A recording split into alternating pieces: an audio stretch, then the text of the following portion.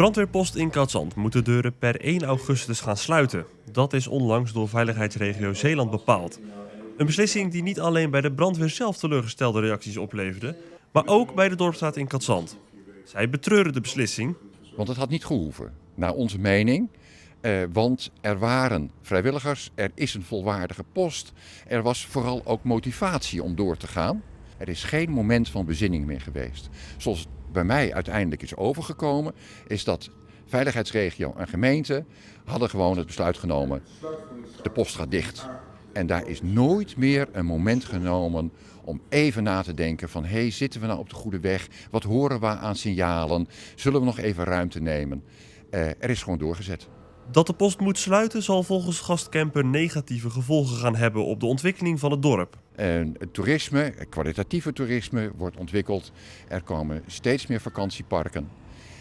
Daarvan wordt gezegd, die voldoen aan de nieuwste bouwregels. Dat zal zo zijn, maar dat geldt voor heel Nederland.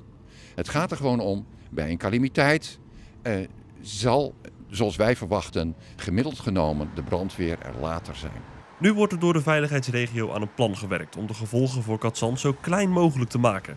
Maar dat vindt het bestuurslid van de dorpsraad van Cadzand nogal opmerkelijk. Dat is natuurlijk een gekke volgorde, dat je eerst opheft en dan een plan maakt. We hebben vooral de brandweer gesteund. We hebben het geluid van het dorp en van de ondernemers laten horen.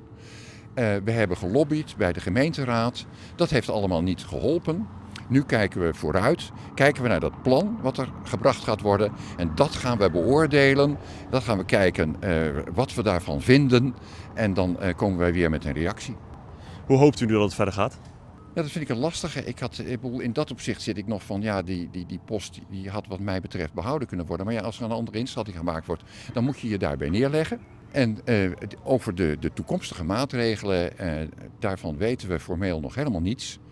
Dus dat moeten we afwachten.